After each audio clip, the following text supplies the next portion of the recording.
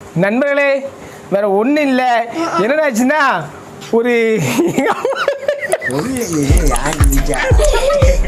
வணக்கம், welcome to stay hungry Tamil. இந்த வீடியோல நாம பார்க்க போறது நிறைய பிரபலமான யூடியூபர்ஸ் வந்து வரலாற்றுல கைது செய்யப்பட்டிருக்காங்க.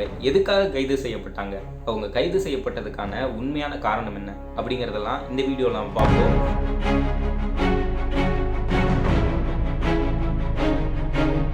பொதுவெளியில வீடியோ கிரியேட் பண்ணும்போது நம்ம யூஸ் பண்ற வார்த்தைகள்ல ரொம்ப கவனமாவே இருக்கணும். ஏதோ ஒரு காஸ்டையோ ரிலீஜனையோ இல்லை ஒரு குரூப் ஆஃப் கம்யூனிட்டியோ நம்ம வந்து தப்பா சித்தரிக்கிற மாதிரி ஏதோ ஒரு வார்த்தையை யூஸ் பண்ணிட்டோம் அப்படின்னா இந்தியா பொறுத்த வரைக்கும் உடனடியான ரியாக்ஷன் ஏற்படும். காரணம், இந்த ரோஸ்டிங் அப்படிங்கிற கான்செப்ட்லயே இந்தியாவுக்கு இன்னுமே தெளிவு கிடையாது. இந்தியாவில் ரோஸ்டிங் அப்படிங்கிற கான்செப்ட் இன்னும் ஏற்றுக்கப்படவே இல்லை அப்படிங்கிறதுக்கு உதாரணம் தான் ரீசெண்டாக நடந்த பாத்ரூம் ட்ரோல் இஷ்யூ. ஸோ இந்த வீடியோவில் நம்ம பார்க்க போகிறது, இந்த மாதிரி வீடியோ கிரியேட் பண்ணும்போது சில வார்த்தைகளை தேவையில்லாமல் விட்டு மாட்டிக்கிட்ட சில யூடியூபர்ஸை பற்றி தான் இந்த வீடியோவில் பார்க்க போகிறோம். அது போக ரீசெண்டாக சாப்பாட்டு ராமன் அப்படிங்கிற யூடியூப் சேனலில் இருக்கக்கூடிய பெரியவரை அரெஸ்ட் பண்ணியிருக்காங்க. அது என்ன அப்படிங்கிறதையும் இந்த வீடியோவில் பார்ப்போம். ஸோ முதல்ல நம்ம பார்க்க போகிறது நம்ம தலைவர் Gpmuthu. இப்போ இருந்து ஒரு வருஷத்துக்கு முன்னாடி நம்ம தலைவர் Gpmuthu என்ன பண்றாரு அப்படின்னா, வீட்டில் சாதாரணமாக ஒரு வீடியோ கிரியேட் பண்றாரு. அப்படி கிரியேட் பண்ணும்போது தன்னோட பொண்ணை கூப்பிட்டு இவ மூஞ்ச பாருங்க அப்படின்னு சொல்லி ஒரு கேஸ்டை ரெப்ரசென்ட் பண்ற மாதிரி பேசுறாரு. அந்த கேஸ்ட்ல இருந்து ஒருத்தர் வந்து கம்ப்ளைண்ட் கொடுக்குறாரு. இதனால அவர் மேல வழக்கு பதிவு செஞ்சு அவரை போலீஸ் கஸ்டடியில எடுத்து விசாரிக்கிறாங்க. இப்படி விசாரிக்கும் போது அவர் சொல்றாரு, ஸோ யதார்த்தமா ஒரு வீடியோ பண்ணும்போது வார்த்தை தெரியாம வந்துருச்சோ தவிர ஒரு உள்நோக்கத்தோடு நான் பண்ணல, என்னை விட்டுருங்க அப்படின்னு சொல்றாரு. அப்படி சொன்னோன்னையும் ஒரு அப்பாலஜி லெட்டர் எழுதி கொடுங்க, இனிமே நீங்க வீடியோவே பண்ணக்கூடாது, இன்னுமே டிக்டாக் வீடியோவே பண்ணக்கூடாது அப்படின்னு சொல்லி அவர் அனுப்புறாங்க. அவர் வந்த கொஞ்ச நாள்லயே வந்து இந்த டிக்டாக் வந்து இந்தியன் கவர்மெண்ட் பேன் பண்ணிடுது. இப்ப அவர் எப்படி இருக்காரு அப்படின்னு கேட்டீங்கன்னா, டேமேஜான பீஸ் நானே, ஜோக்கர் இப்போ ஹீரோ ஆனே. டேமேஜான பீஸ் நானே, ஜோக்கர் இப்போ ஹீரோ ஆனே.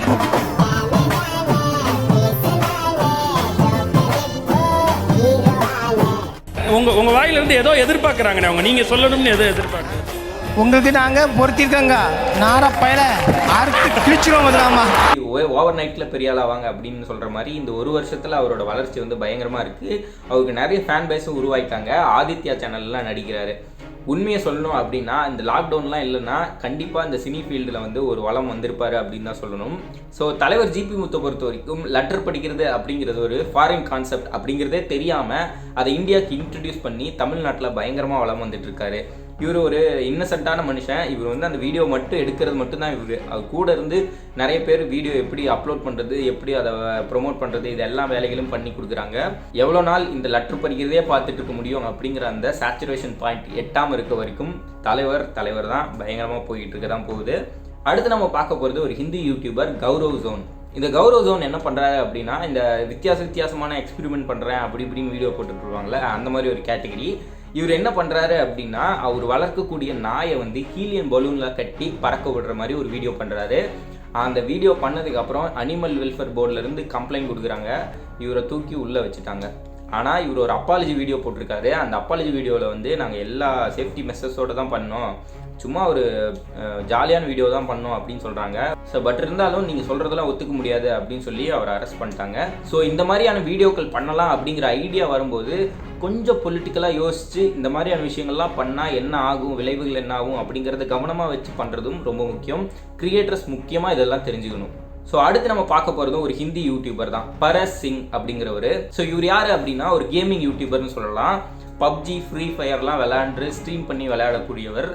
அப்புறம் நிறைய டிப்ஸ் அண்ட் ட்ரிக்ஸ், பப்ஜி எப்படி விளையாடுறது அப்படிங்கிற மாதிரியான டிப்ஸ் அண்ட் ட்ரிக்ஸ் கொடுக்கக்கூடிய ஒருத்தர். ஸோ பப்ஜி இந்தியாவில் பேன் பண்ணதுக்கப்புறம் ஒரு வருஷம் கழிச்சு இப்போ இந்த மாதம் வந்து பப்ஜியே வேற பேரில் வந்து இந்தியாவில் இன்ட்ரடியூஸ் பண்ண போகிறதாகவும் அதுக்கு ரிஜிஸ்டர் பண்ணுங்க அப்படிங்கிற மாதிரி ஒரு அட்வர்டைஸ்மெண்ட் வந்தது.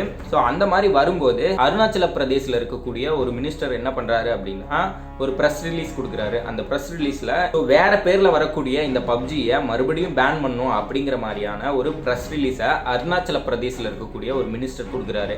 இப்போ இந்த பரஸ் சிங் என்ன பண்ணுறாரு அப்படின்னா, இந்த மினிஸ்டர் கொடுத்த அந்த ப்ரெஸ் ரிலீஸை எடுத்து வச்சு டீகோட் பண்ணி ரோஸ்ட் பண்ணலாம் அப்படின்னு முடிவு பண்ணுறாரு.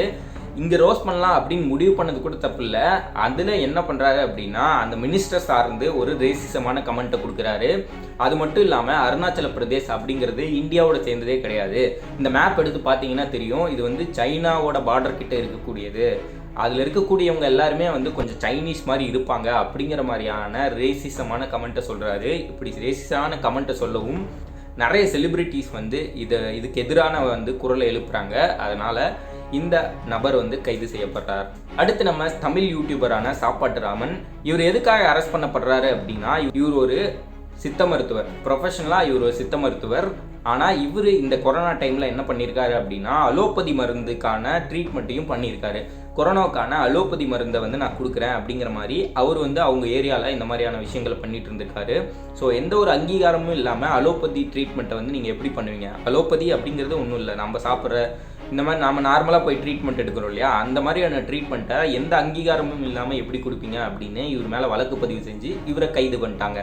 அடுத்து நம்ம லிஸ்ட்டில் இருக்கக்கூடிய 2 யூடியூபர்ஸ் பற்றி அதிகமாக நான் சொல்ல தேவையில்ல, நிறைய பேருக்கு தெரியும். இருந்தாலும் ஒரு அவேர்னஸ்க்காக அவங்க பண்ண தப்பு என்ன, எதனால் அவங்க தண்டிக்கப்பட்டாங்க அப்படிங்கிறதையும், இதிலிருந்து அவங்க எப்படி வெளியே வந்தாங்க, அது உண்மையாலுமே தண்டனையாக மாறிச்சா அப்படிங்கிறதையும் பார்ப்போம். கருப்பர் கூட்டம் அப்படிங்கிற யூடியூப் சேனல் ஒரு பகுத்தறிவு விஷயங்களை சொல்லக்கூடிய ஒரு யூடியூப் சேனல். இந்த யூடியூப் சேனலில் என்ன பண்ணுறாங்க அப்படின்னா, தமிழ் கடவுள் முருகரோட கந்த சஷ்டி கவசத்தை வந்து டீகோட் பண்ணுறாங்க. ஸோ அதில் இருக்கக்கூடிய லிரிக்கில் இருக்கக்கூடிய மனித உறுப்புகளை பற்றி கொச்சையான வகையில் பேசுகிறாங்க. அதை வந்து கண்டித்து நிறைய குரல்கள் எழுந்தது. அதனால் அவரை வந்து அரெஸ்ட் பண்ணாங்க.